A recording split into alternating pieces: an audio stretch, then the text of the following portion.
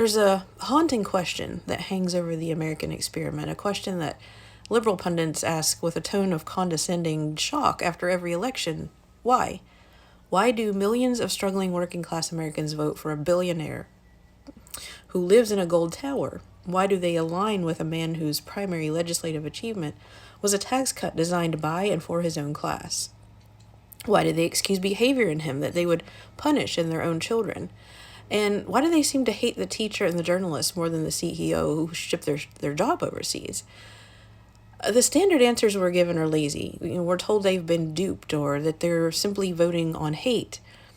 But if we really want to understand the reality of our country right now, we have to go deeper than that. We have to look at the neurology of shame, the sociology of waiting in line, and the absolute catastrophic failure of our political system to offer a stable home to the people it claims to represent. To understand the Trump voter, you first have to understand the pain of admitting you're trapped. Psychologists call this system justification theory. When a human being is stuck in a rigged system, it's psychologically devastating to admit that the game is fixed and you're losing. I talked a little bit about this in my Fear series. It creates a profound sense of helplessness. To cope, the human mind performs a trick. It rationalizes the status quo. It says, the system is fair, I'm just in a slump. Political psychologists like John Jost have shown that people often defend systems that disadvantage them because it protects their sense of order and meaning. John Steinbeck once famously observed that socialism never took root in America because the poor do not see themselves as an exploited class, but as temporarily embarrassed millionaires. That line, whether perfectly sourced or not, captures a cultural truth. Americans are taught to see themselves not as stuck, but as pre-success. This is where Trump enters the national psyche. He isn't seen by his base as the elite. He's seen as the avatar of their fantasy. He's the lottery ticket that hit. He's brash, he's golden, he answers to no one, and he walks and talks like a guy who got away with breaking every rule they resent. To the man working 2 shifts at an Amazon warehouse, attacking Trump's wealth feels like attacking his own imagined future. They're not voting to protect their current bank account. They're voting to protect the bank account they believe they are destined to have. He represents what sociologists call aspirational identification, the tendency to side with the figure you hope to become, not the one you are now.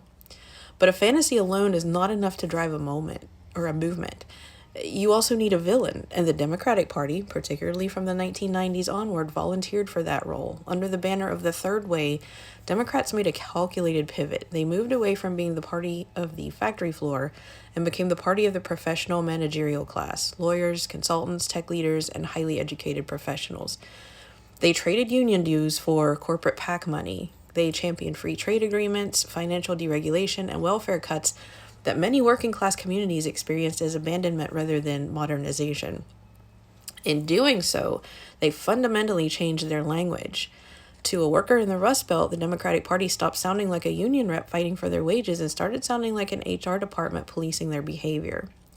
When you're struggling to buy eggs and the party of the left is lecturing you on structural equity while attending fundraisers with the same financial interest buying up your town, you don't feel represented, you feel managed.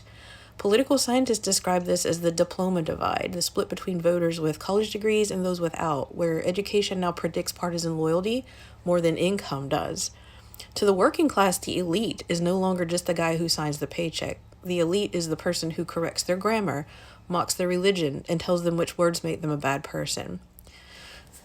This is why the class war in America feels flipped upside down. It's no longer simply the poor versus the rich. It is the uncredentialed versus the credentialed, right? Sociological work on status resentment shows that cultural disrespect now hits as hard as a pay cut. Trump attacks the people his base feels judged by. When he mocks a journalist, a professor, a scientist, or a bureaucrat, he's not just being rude. He's effectively saying, these people think they're better than you. I'm showing you they're weak. It's emotional revenge in real time. This psychological dynamic helps explain why his supporters excuse behavior that liberals find appalling. To his base, the bad behavior is the proof of his authenticity. In a world of polished teleprompter reading politicians who speak in focus grouped platitudes, Trump's lack of filter signals that he's not owned. Right? Social psychologists sometimes call this performative authenticity, the idea that violating norms publicly is taken as evidence of being real and independent. When he says something shocking or cruel, it triggers a thought process in his supporters that says, Only someone who is truly free would dare to say that. His rudeness is interpreted as strength. His chaos is interpreted as disruption of a corrupt order. It also taps into the power of vicarious retribution. If you feel humiliated by the system, seeing your champion humiliate the system feels like justice. Every time he owns the libs or breaks a norm, it delivers a small dopamine hit of borrowed status to those who feel left behind. It's revenge by proxy, and that doesn't make the cruelty acceptable. It explains why the cruelty reads as cathartic to the people cheering. However, we can't ignore the hardest, most essential part of this conversation, the friction of social progress. Sociologist Arlie Hochschild describes the deep story of the American right as a feeling of standing in a line, waiting for the American dream, while the line barely moves. Your feet hurt, you're tired. Suddenly you see people cutting in line ahead of you, minorities, immigrants, women, queer people, people who were once kept at the back. And who's waving them through? The government, the media, the universities. When the working class hears discussions about reparations, DEI initiatives, or expanding protections for immigrants and marginalized groups, they often do not see justice, they see displacement. Political psychology research calls this status threat or racial status threat, when a dominant group experiences increased equality as a loss rather than a gain. When you're used to being at the center of the story, equality does not feel like fairness, it feels like a demotion. The growing pains of finally recognizing the rights and voices of people of color, immigrants, and queer communities can feel to some struggling white voters like an active attack on their own survival. Trump exploits this brilliantly. He validates the line cutter narrative. He tells them explicitly or implicitly, you're not failing because you aren't working hard. You're failing because they're taking what's yours. Then that story transfers the shame of poverty and precarity away from the self and onto a scapegoat. It's a powerful, addictive psychological relief, and it's incredibly dangerous.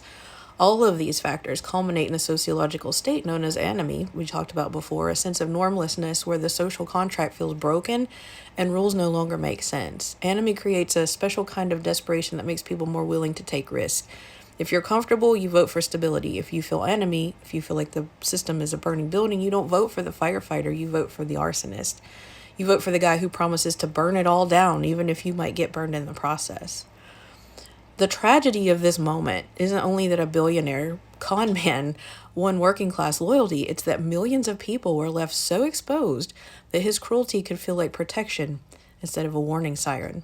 The modern left has poured enormous energy into defending the humanity of immigrants, queer and trans people, and communities of color, often against a movement that treats other people's pain as entertainment. It's not irrational for progressives to be done handing out infinite benefit of the doubt to those who cheer that on. There's a real and justified moral exhaustion on that side that keeps trying to hold the line against open dehumanization.